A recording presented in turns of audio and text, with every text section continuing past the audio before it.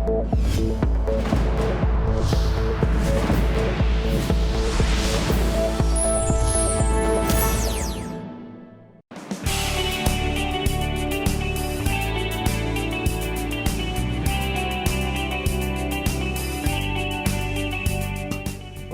안녕하십니까? 네, 안녕하십니까.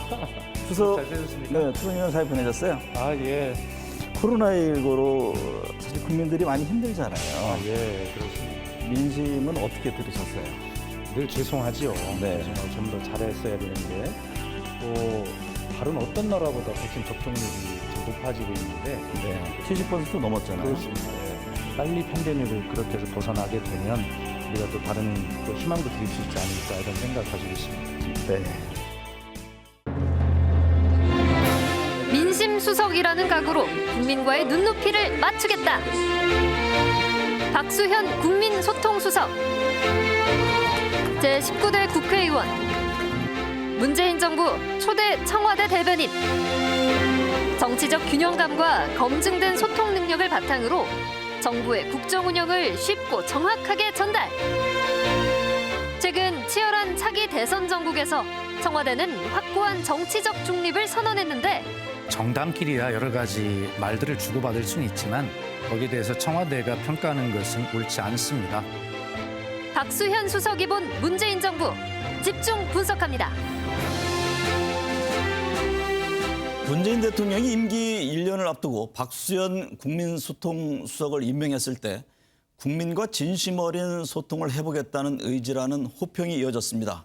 그 주인공인 박수석 자리에 모셨습니다. 안녕하십니까? 네, 안녕하십니까? 네, 대통령이 유엔 총회 연설을 포함해서 지금 닷새간의 방미 일정을 소화를 했는데요.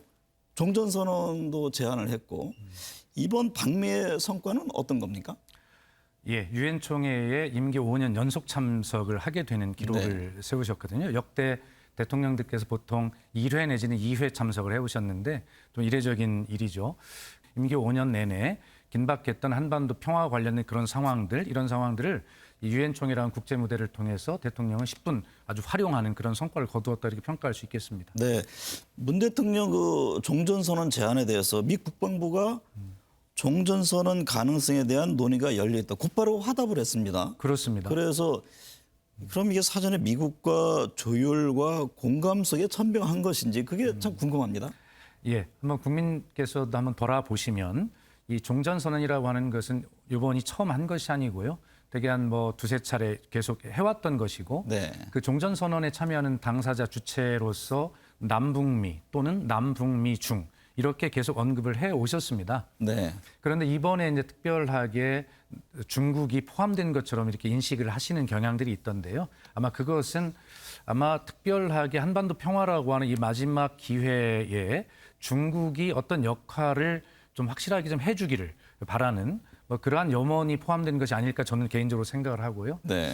종전선언이 어떤 실질적인 진전으로 좀 가시적인 움직임이 보여질 수 있을까요? 글쎄요, 그 굉장히 어려운 일이죠. 네. 그러나 어려워도 가야 할 길이기 때문에 그리고 이 비핵화라고 하는 것은 신뢰, 북한과 미국 간의 적대 관계를 청산하고 신뢰를 쌓는 것이 중요한데 네. 이 종전선언이라고 하는 이 정치적 어떤 상징적 선언이 그런 신뢰 구축의 첫 출발이기 때문에 중요하고 그것을 신뢰가 쌓이면 비핵화로 갈 수 있는 모멘텀이 될 수 있기 때문에 종전선언이 의미가 있는 것입니다. 네. 차기 뭐 대선을 위한 지금 경선이 한창이잖아요. 네. 뭐 박수석께서도 뭐 얼마 전까지 정치 현장에 계셨는데 지금 여권을 보면은 이재명, 이낙연 지지자들 간의 이 갈등 뭐 최근에는 이제 대장동 개발 의혹을 둘러싸고 충돌이 있는데 현 상황을 어떻게 보고 계세요? 며칠 전에 제가 어떤 방송에 출연했더니 거기에서도 이 대장동 이 문제를 어떻게 보느냐는 질문을 어떤 대통령 후보께서 하셨다. 청와대가 답해야 된다. 네. 그런 질문을 하시길래 제가 그것을 왜 청와대에 묻습니까? 라고 제가 단호하게 단절을 했는데 네. 그렇습니다. 윤석열 전 총장 질문 얘기하는 거죠? 네.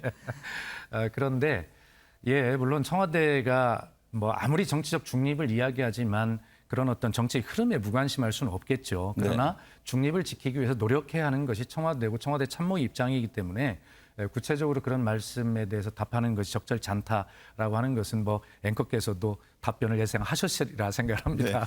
근데 윤석열 전 검찰총장 시절에 이 고발 사주 의혹과 관련해서 청와대 내부에도 손준성 전 대검 수사정보정책관을 엄호하는 세력이 있었다. 이런 얘기까지 나왔지 않습니까? 그렇습니다. 그러니까 예. 청와대가 직접 거명된 상황인데 이 사안은 어떻게 보고 계세요? 예, 그래서 제가 그에 대한 답변을 뭐라고 드렸냐면 정치 계절이 이제 돌아왔고 네. 그리고 어떻게 해서든지 또 정파 간 그리고 정치인 간에 청와대와 대통령을 유불리에 따라서 끌어들이는 것이 유불리에 도움이 된다. 뭐 이렇게 생각을 하고 그런 어떤 끌어들이는 일들을 하시는데 네. 그것은 적절치 않다라고 말씀을 분명하게 드렸고 또 청와대 과거에 그런 일이 있었다고 하는 말씀이 나왔지만 다 뭐 그만두고 나가신 분들을 상대로 청와대가 그걸 뭐 조사할 수 있는 일도 아니고 네. 또 조사한다고 해서 그게 밝혀지겠습니까? 네. 결과적으로 이 문제는 청와대와 대통령을 정치에 끌어들이려고 하는 그러한 개인의 유불리 판단에 따른 것이다. 그렇게 그냥 규정하겠습니다. 물론 이 문제는요 현재 수사 중입니다만 수사 결과에 따라서 상당히 그 청와대로서도 입장을 내지 않을 수 없는 그런 상황으로 갈 수도 있지 않습니까? 예, 뭐 그렇게 가정을 전제로 답변을 드리기는 어렵고요. 네. 다만 더구나 뭐 말씀하신 대로 수사 중이라고 하니 네. 또 더구나 수사 중인 상황에 대해서는 더욱더 말을 아끼는 것이 청와대의 태도가 아닐까 싶습니다. 네. 박수석도 지난 대선 때 캠프에 계셨잖아요. 그렇습니다. 그 소회가 궁금한데 예. 제가 이제 경선을 지켜보면서 긴박했던 현장으로 돌아가고 싶습니까? 아니면은 한 발자국 떨어져서 이렇게 지켜보는 지금이 나은가요? 캠프에 몸을 담고 있다 보면 이상하게 그 시야가 좁아지고 날카로워집니다. 그렇죠. 그런데 국민들은 사실 아무런 관심이 없지 않습니까? 네. 자기들끼리 치고받는 그들만의 리그가 되는 것이죠. 또 거기에서 넓혀보면 정치라고 하는 것이 결과적으로는 여야의 경쟁도 국민들은 그렇게 별 관심이 없으실 것 같습니다. 네. 그래서 국민 눈높이라고 하는 것이 굉장히 높은 것 같지만 네. 사실은 제가 뭐 소통수석 취임할 때 말씀드렸듯이 국민 눈높이는 국민의 심장 높이, 가슴에 있다 이렇게 말씀을 드렸는데 네. 정치가 아무리 서로 잘난 척을 해본들, 노력을 한들 그 가슴 높이밖에 안 되는 국민의 눈높이를 충족시키지 못하고 있지 않습니까? 네. 그렇다고 본다면 지금 각 경선 캠프에 벌어지고 있는 이러한 치열한 경쟁이라고는 하지만 국민들께서 정말 저 뭐 하는 짓일까라고 하는 정도로 좁아지고 날카로운 경쟁 이런 것들은 별로 국민들께 득점을 하지 못하는 일이다라는 것을 그런 본질을 깨달았으면 좋겠다는 생각이 듭니다.